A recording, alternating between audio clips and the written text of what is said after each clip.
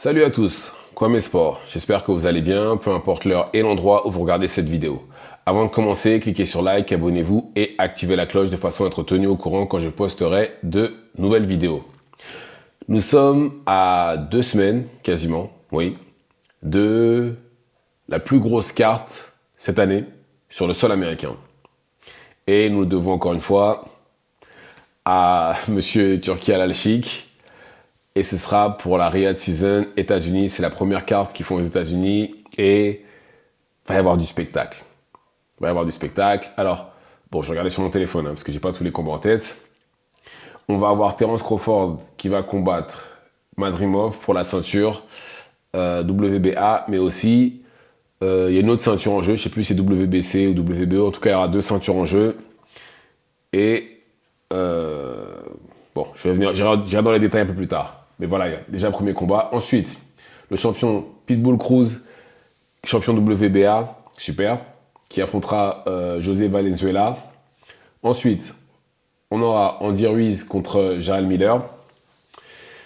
Et David Morrell contre Kalaj Dzik. Désolé si j'ai détruit son nom. Et on a Andy Cruz contre Antonio Moran. Mais on aura aussi Jared Anderson contre Martin Bacolé. Alors, franchement, la carte est juste top. Rien à dire. C'est une des meilleures cartes pour cette année. Et bah, on va commencer par le bas de la carte. Alors, Andy Ruiz contre Antonio Moran. Très franchement, je ne m'attends pas à ce que le Cubain soit en difficulté. Excellent technicien. Je ne vous cache pas que je ne sais pas grand-chose sur Antonio Moran. Mais je ne m'attends pas à ce que ce soit un combat très difficile pour lui. Pareil pour David Morrell, qui lui, par contre, il monte en catégorie. Je ne m'attends pas non plus à ce que ce soit difficile pour les deux Cubains. Ils n'ont pas beaucoup de combats, donc je pense qu'ils leur mettent des gens à plus ou moins leur niveau, même s'ils sont très très forts. Les Cubains, c'est comme les gens d'Europe de l'Est. Avant de devenir professionnels, ils ont une carrière amateur qui est très très longue. Et en plus de ça, à Cuba, on ne peut pas devenir professionnel. Donc imaginez la longue carrière que les deux ont pu avoir. Bon, maintenant, si on peut, il me semble que maintenant, Cuba a fait en sorte qu'il y ait un système professionnel aussi, de façon à ce que les boxeurs cubains n'aient plus à fuir vers les États-Unis ou autre endroit pour pouvoir devenir ce qu'ils pourraient être justement s'ils étaient devenus professionnels dans leur propre pays. Ce qui est très bien d'ailleurs. Alors, par contre là ça devient intéressant, on a Andy Ruiz contre Jarrell Miller. Andy Ruiz, le premier champion heavyweight mexicain, le premier à avoir battu Anthony Joshua. Il aurait dû déjà devenir champion du monde, je pense, parce que très franchement, j'ai regardé le combat contre Joseph Parker et je pense qu'il aurait pu gagner. Mais bon, vu que c'était chez Joseph Parker, forcément, très souvent, celui qui est chez lui a l'avantage devant les juges. Et Andy Ruiz, très, très, très rapide des points. Alors, surtout avec quelqu'un de ce physique-là qui est plutôt enrobé. Extrêmement rapide des points. Se déplace plutôt bien, plutôt bon puncher. Maintenant, sa défense laisse à désirer. Mais vraiment. Et de l'autre côté, on a Jarrell Miller qui, lui, c'est un peu mitigé. D'ailleurs, ce qui est marrant, c'est que à la base, Jarrell Miller devait affronter Anthony Joshua. Mais il s'est fait attraper pour dopage. Et c'est Andy Ruiz qui a pris sa place et qui est parti battre Joshua. Donc ça se trouve, il aurait pu devenir champion du monde s'il n'avait pas fait n'importe quoi. Mais bon, ce qui est passé est passé. Et lui, dans son cas, c'est un peu compliqué puisque, justement, on ne sait pas combien de temps il s'est dopé. Puisque, on va dire jusqu'au combat d'Anthony Joshua, il paraissait presque invincible, pour être honnête. Endurance, pourtant, lui, il est grand et il est très, très enrobé, par contre, lui. Et lui, par contre, son cardio était limité. Il s'arrêtait jamais, il envoyait des coups, il fonçait, là, il envoyait des coups, il était infatigable, increvable, et c'est comme ça qu'il arrive à avoir ses adversaires dans la plupart des cas. Maintenant, il a pris la suspension contre Anthony Joshua, il en a pris une deuxième après quand il est revenu pour dopage encore. Il est revenu, il a refait des combats depuis, et c'était plus du tout le même Miller qu'on avait vu contre par exemple, Jarrell Washington. C'était pas du tout le même Jarrell Miller. Lent, il avait l'air de se fatiguer rapidement, il se déplace quasiment plus. Et bah, justement, bah, quand il est tombé contre Daniel Dubois lors de son dernier combat, bah, il a TKO, je crois que c'était au dernier round, mais il a été dominé quasiment tous les rounds. Quasiment tous les rounds. Et bon, après, il a dit qu'il n'avait pas eu beaucoup de temps pour pouvoir se préparer. Là, cette fois-ci, il n'a pas d'excuse. Il a eu un vrai training camp. Mais, très franchement, euh, après, voilà, Andy Ruiz, lui aussi de son côté, il a été en dehors du ring pendant très longtemps. Il a été opéré du genou. Bon, après, là, ça va physiquement, il a l'air d'être bien. Après, ça reste à confirmer. Mais il a l'air d'être bien. Mais très franchement, euh, je pense que s'il est encore à peu près comme il était lors de son dernier combat contre Luis Ortiz, théoriquement, il ne devrait pas avoir de problème et battre Jarrell Miller. Normalement, il devrait le battre. Je pense qu'il le bat. Après, ben, ça pourrait leur ouvrir des portes justement pour des combats plus importants, comme par exemple, peut-être pas un champion, mais quelqu'un juste en dessous. Comme, bah, justement, c'est dommage, par exemple, ce serait bien qu'on voit peu importe, l'un des deux contre Dillian White, par exemple. Contre Dillian White, même Chisora, n'importe quoi, mais quelqu'un du top 10. Parce que là, je ne pense pas qu'ils sont en position pour pouvoir combattre pour un titre très prochainement. Il y a déjà des gens devant eux. Ensuite, Jared Anderson contre Martin Bakole. Jared Anderson, l'espoir américain, puisque en heavyweight, c'est très clairement en Europe que ça se passe. Hein. Les Américains peuvent dire ce qu'ils veulent, mais les heavyweight, les trois quarts sont... D'ailleurs, même les trois quarts sont britanniques. C'est aussi simple que ça. Vous retirez Usyk, tout le reste, c'est quasiment que des Britanniques dans le top heavyweight. Et alors, Jared Anderson, c'est un peu difficile parce que la seule fois qu'il a affronté la difficulté, c'était contre l'ancien champion Charles. Je sais plus c'est quoi, Charles. En tout cas, c'est celui que Anthony Joshua a battu pour devenir champion IBF. Et il s'est fait sonner. Bon, il a gagné, hein. Mais il s'est fait sonner, ça aurait pu très très mal finir. Et c'était un combat que je crois qu'il a pris en dernière minute, hein, l'adversaire, Charles. Enfin bref, il a gagné ce combat-là. Après, il n'a jamais eu d'adversaire vraiment très très fort. Donc c'est un peu difficile de jauger son niveau en fait. Après, c'est vrai que oui, il est plutôt bon puncher. Euh, Après, moi personnellement, je le trouve pas exceptionnel. Mais voilà, vu comment il est marketé, tout le monde croit que c'est la deuxième venue de Mike Tyson Prime de 86. Non. Et de l'autre côté, on a Martin Bakole qui, lui, malheureusement, combat qu'une fois de temps en temps. La dernière fois qu'il a combattu, d'ailleurs, c'était sur une carte saoudienne, c'était contre Takam. Combat qu'il a gagné par KO technique. Mais bon, Takam a plus de 40 ans. C'était pas vraiment un challenge. On savait tous comment ça allait se terminer. Et c'est vraiment dommage pour quelqu'un de son niveau et qui, en plus, est bien placé dans toutes les fédérations.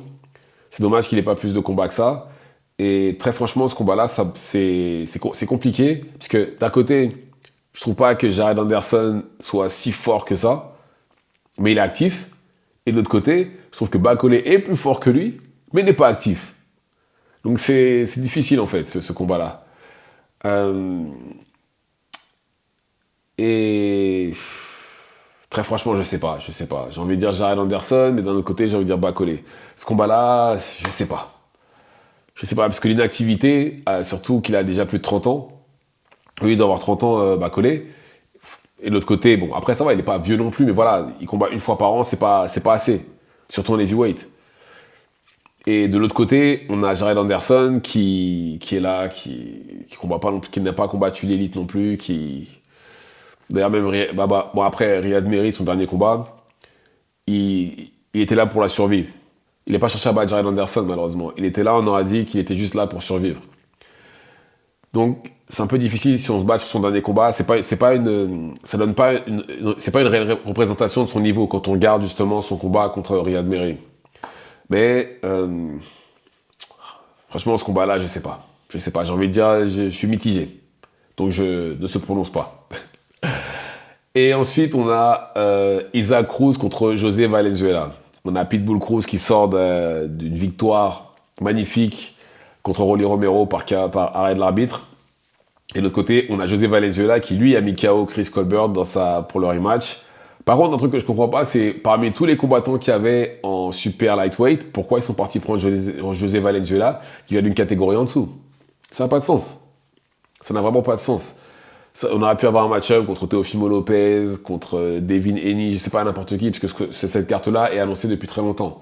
Donc, mais je comprends pas pourquoi ils n'ont pas cherché quelqu'un en 140. Mais bon, ça c'est une autre histoire, ce sera pour une autre vidéo. Mais en tout cas, clairement, on a deux punchers face à face. Hein. Deux bons punchers face à face. Et bizarrement, je pense que Pitbull pourrait l'emporter. Bah déjà, parce que je trouve qu'il a une plus grande expérience, celui qui a le plus d'expérience des deux, j'ai l'impression que c'est Pitbull. Et techniquement aussi, je pense que Pitbull peut le faire. Maintenant, le problème, c'est que Pitbull, vu qu'il est petite taille, il ne jab pas pour entrer, ça pourrait lui faire défaut lors de ce combat-là. Et après, en termes de poids, etc., je pense qu'aucun des deux n'aura non, s'il y en a un qui doit avoir l'avantage, pardon, ce sera José Valenzuela, pas Pitbull. Je pense que là, justement, vu qu'il est plus grand que lui, il est même plutôt grand en taille pour la catégorie. Je pense qu'une fois qu'il va monter en 140, il va pouvoir se réhydrater. Il va déjà galérer à moins pour arriver à la limite. Parce que, on peut dire ce qu'on veut, mais très souvent, quand on fait la taille de Valenzuela et qu'on est obligé de perdre du poids pour atteindre la limite, c'est une galère. Il y en a beaucoup qui se retrouvent complètement déshydratés comme ça, et je pense que ce ne sera pas son cas le jour J. Maintenant, je pense que Pitbull va gagner, parce que la défense de Valenzuela n'est pas, elle n'est pas top non plus. Et elle n'est pas top non plus, et je pense que même s'il ne jappe pas pour entrer Pitbull, je pense qu'il peut le battre. Ouais, je vais dire Pitbull sur ce coup-là. Ensuite, le main event, hein. On a Madrimov contre Terence Crawford. Et là, ça va être intéressant parce que là, on a un super welter naturel en la personne d'Israël Madrimov. Et de l'autre côté, on a Terence Crawford qui, lui, est monté de lightweight jusqu'à super welter. Bon, bien entendu, en montant les catégories une par une. Mais voilà. Et c'est son premier combat en super welter après sa victoire contre Spence, victoire par de l'arbitre. Et très franchement, ce combat-là pourrait être plus difficile que prévu, même si je pense que Crawford est au-dessus. Israël Madrimov reste quand même très bon techniquement et il est puissant aussi. Je crois qu'il a 10 combats, il a 7 KO. Il a mis KO plus.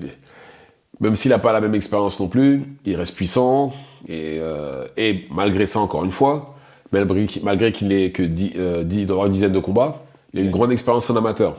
C'est à prendre en considération aussi. Maintenant, je pense que Crawford devrait gagner parce que je trouve qu'il se jette un peu trop. Il est un peu trop ouvert. Et je pense que Crawford va exploiter justement les failles dans sa défense. Mais je ne pense pas que ce sera facile. Et je pense pas non plus et je pense que ça ira à la décision. Voilà, ce sera pas facile et ça ira à la décision. Mais dans l'ensemble, je pense vraiment que ce sera un bon combat. Ce sera pas un combat vraiment technique à la mort. Je pense que Madrimov essaiera tout pour pouvoir battre Crawford, sachant qu'il y a 2 ceintures en jeu. Il y a la ceinture WBA dont il est le possesseur. Et de l'autre côté, il y a une autre ceinture, je ne sais plus si c'est la WBC ou la WBO, mais en tout cas, il y a une ceinture en plus. Ce qui fait que voilà, il a tout à gagner justement à battre Crawford. Donc voilà pour mes prédictions pour cette carte-là. Maintenant, dans l'ensemble, comme j'ai dit, c'est la meilleure carte sur le sol américain de cette année.